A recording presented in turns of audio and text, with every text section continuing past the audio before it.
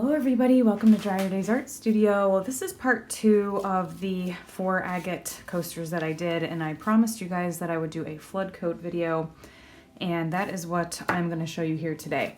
So I've shown this a little bit in other videos, but I thought let me do a part 2 of this and just focus solely on the flood coat and kind of explain why I don't do a flood coat, what that entails, the process, etc. Okay, so in part 1 of this video, I had done these beautiful coasters here. And as you can see, I did a lot of gold embellishments. And I used my gold gilding paint in classic gold from Michaels and a little brush, and I added these little lines on here. Now, as coasters, people are going to be setting their cups and things on here, and even in just me handling these to take photos, some of that gilding paint was being scuffed off in spots. So that's why we want to do a flood coat. I may do a flood coat on both sides of these because I really like this side too. And as you might be able to tell from the reflection, this has a nice little lip in here from where it was in the mold. So you could just do kind of like fill this up, almost dome it with a clear coat. But we're going to do this side first with how I kind of prep the coasters before I'm going to put any flood coat on them. I prefer to prep the back so I don't get any drips. So what I did do is I came around each one with a piece of sandpaper and just lightly sanded the edges. They're very even, but sometimes you'll get a little jagged spot or something that's a little uneven. So I already did that. I came around each of these and just lightly sanded, and we have a little bit of dust in the sanding. So I'm going to I have these in my store. I love these. They come in really handy in the studio. It's just a little alcohol prep pad, and I'm just going to wipe over here. I really like to use these too on the other side before I do the flood coat because, again, we want the surface free of any oils because we will get divots and pockets in the resin if there's any oil from our hands and stuff on the surface of the coaster. So I do this on the surfaces of my coasters that I'm going to do a flood coat. I do this on art pieces that I'm going to do a flood coat.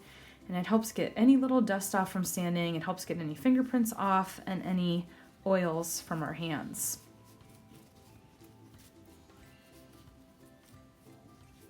Okay, so now since the flood coat is going to be on the other side of these, what I'm going to do is I'm going to use this liquid latex, and I'm going to put that on the underside here. So I like to shake it up real good, and I put a little bit. A little disclaimer here, if you are allergic to latex, do not use this product because this is just straight up latex and you will have a reaction. You don't need too much.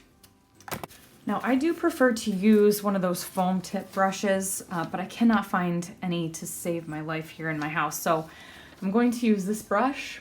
It's just a cheapy little craft brush, but I do prefer those foam brushes. And what's nice about these, like I said, we sort of already have a little barrier here, almost like a dam. So I'm just going to come right up to that edge.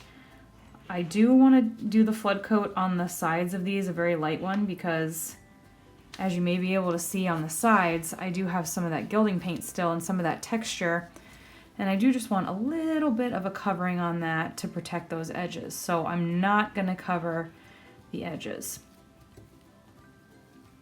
Now, in some of my other videos, when I've done this, I've just kind of come around the edges here and then stopped and left the rest of this empty. I'm not doing that anymore because when I peel this off, it almost leaves, it's not a mark. I don't know how to describe it. I'll try to see if I can find another one of my coasters to show you, but I don't want to say it dulls it, but almost. Like you can just see this almost like clear outline of where I stopped with the latex. So I'm just opting now to cover the entire area. I mean, it's such a small area anyway. What's the big whoop? But also, I will mention too that I have debated on doing some gold gilding paint in this area. And the reason I have waited to do that is because I've done all that in other coasters. I've put down all my lines, and then I thought, okay, now I have to do a flood coat, and I've come in with the liquid latex and laid it on top of those lines, and then when I have to pull off the liquid latex, it can really kind of dull those lines out or even take them off completely. And definitely factor in, you know, if you're doing flood coats and you're using stuff like liquid latex, or you're just even using that extra resin, you know, factor that into your price of your coasters, because this is work, you know, this is time consuming, it's work, and you're using product too. So definitely factor that in when you're pricing out your coasters, your finished product. Say too, at other times using the latex, you know, I will elevate these and I'll use like a little cup, and if the latex isn't totally dry, the little cup can kind of stick, and it almost makes like an indentation. It can make it kind of hard to pull the latex off. And again, that's kind of something to think about. You know, if I'm going to do now a flood coat on this underside and I have to have the liquid latex on my other side, which will then be finished, I really want to make sure that nothing is going to scuff up or damage that finished area. The nice thing about doing a flood coat too is if you've had any little pieces of debris or like animal hair or dust get into your coaster, or like air bubbles, you can sand them down, do your flood coat, and now you can use your torch because they're not in the mold anymore, so you can really get a lot of those bubbles popped. Okay, so I think these all look really good. You can see how this one is pretty much drying, and this is clear liquid latex, so it looks like it's kind of pulling away from the edges, but that's actually just it drying, and I am coming through and just putting a little more, not because it's missing from there, but just because I like it to be a little thicker. Helps me pull it off a little bit easier, and that's just how I prefer it. You might like it a little thinner, but there it is. So I'm gonna let this sit, like I said, for probably a couple hours, just get really nice and dry, and we'll come in and take a look. Okay, everybody, so we are back, and I wanted to show you how we're looking here. So you can see just that light film over this. This is that clear latex dry now. So I am actually gonna take some silicone cups here. These are by EcoArt Solutions. I love these cups, and actually you can see here I'm using them to mix up my flood coat, and I'm using one of their stir stick covers. I have them linked in the description of most of my videos, and if you use the code KathyD on their site you get 5% off. So I really like these products. They're really nice and reusable and helps us cut down on waste. So I'm going to use them to actually hold up my coasters here. Okay, so now I'm just going to take a little bit of resin. Don't need a whole lot. I mixed up just over 2 ounces. Put a little bit in here because my hands are going to get kind of messy, so I want to get a little bit of resin down on each of these.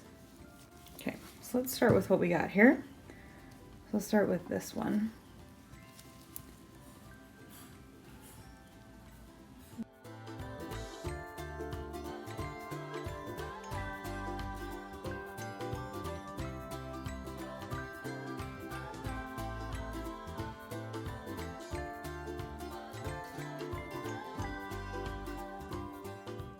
Really making sure on these jagged edges that I'm getting it pretty saturated.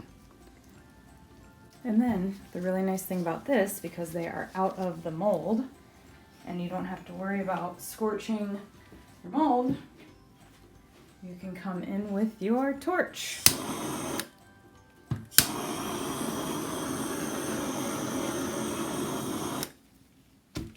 And since they're nice and elevated now on those cups, I can still come in and scrape around if we have a lot of dripping. This one I wanted to get the edges a little more. All right, everybody, we are back, and we are gonna peel off this liquid latex. So I already did this one because I wanted to make sure it was nice and pliable. You can see how beautifully it came out. This was the underside that had that liquid latex on it. You can see we don't have any drips or anything.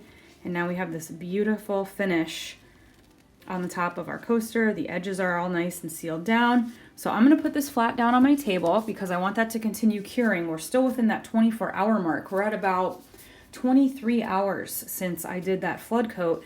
So these still need to, you know, cure a little bit for that flood coat. So let me just show you here. So again, I have my EcoArt Solution cups that these were resting on, come off beautifully, okay? Now you can see we've got some drips here. So you can usually just come in with your gloved finger to kind of work it off a little bit, get a little starting point. If not, if you have like a little obvious drip right there, sometimes what I do is just come in with some nippers. You can use needle nose pliers too, whatever you have handy that you can just kind of grab onto that.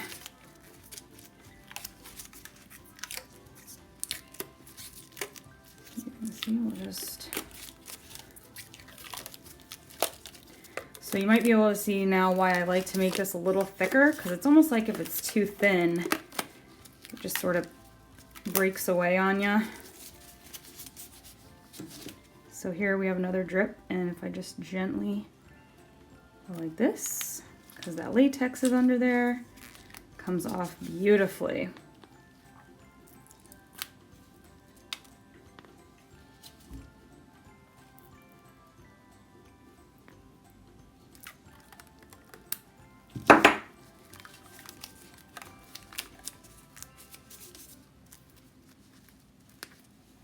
Now again, unless you think you're going to do a flood coat on this side, you want to be pretty gentle on how you're working this. That's why when I use those pliers, I just kind of grab the resin part. I don't do any kind of movement against the surface of the mold here. I won't, you know, try to work anything difficult off with like an orange stick or anything. I'll just really try to use my gloved hand.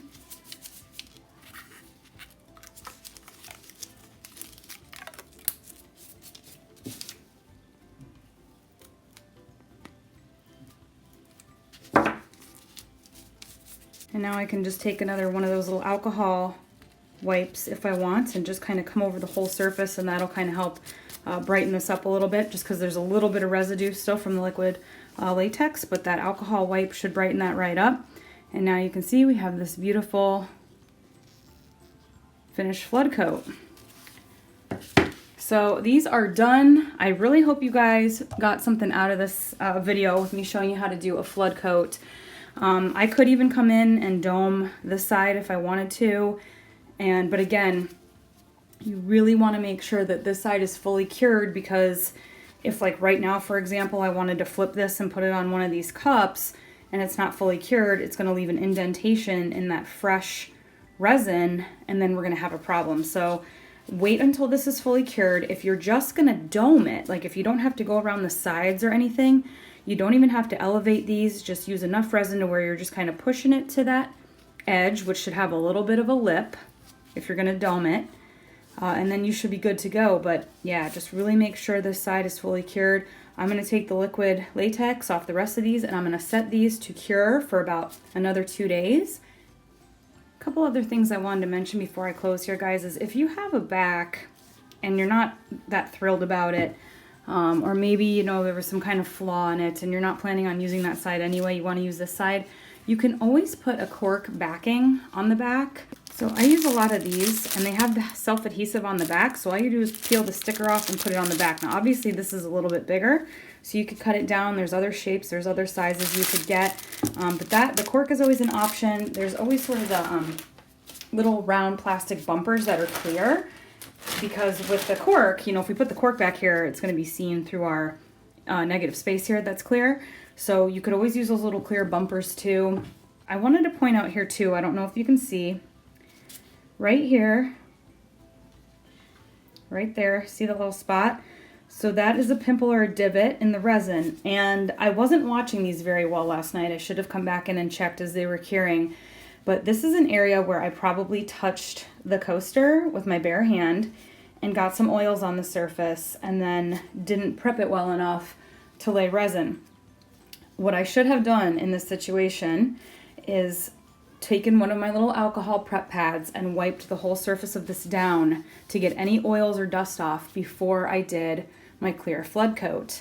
And I think that was a step that I forgot to do last night. So what I can do in this instance, you know, you could leave it if you think it's not that big of a deal. It's the only coaster that has this situation happening. So what I'm going to do is I'm going to gently file this a little bit just with that hand sander that I used the other night, and just kind of get it smooth. And then I will do just a very, very thin layer of resin and just bring it right to these edges. So I could do another, like I will peel this off now because I don't want these drips to harden on here. But I could just come in and do another thin liquid latex, let it dry, and then just do a light coating of a flood coat. I am a perfectionist, so I probably am going to do that because I can't really leave that. It's going to bother me. But I just wanted to throw that in there in case you get anything like that in your coasters with a flood coat. Just, you know, file it, sand it down a little bit, use that alcohol prep pad. And, you know, that's why I try not to touch these with bare hands. But if you watched my first video with this, you know, I'm outside, I kind of have them in the sun, I'm picking them up, I'm touching them, and of course we're touching them around these edges. So that's why I know that that's probably from me touching it and getting some oil, hand oils on the surface there. So anyway, I just wanted to add that tip in there. I really hope you guys enjoyed this video and you found some good tips. And please check out the first video of this, of how I made these. And you can find in that video and this video's description all of the products that I used. So you can get some for yourself for your own studio. Thank you again so much for watching. Please like, comment, and subscribe. Come find me on Instagram at Dryer Days. And until next time, everybody, keep on pouring.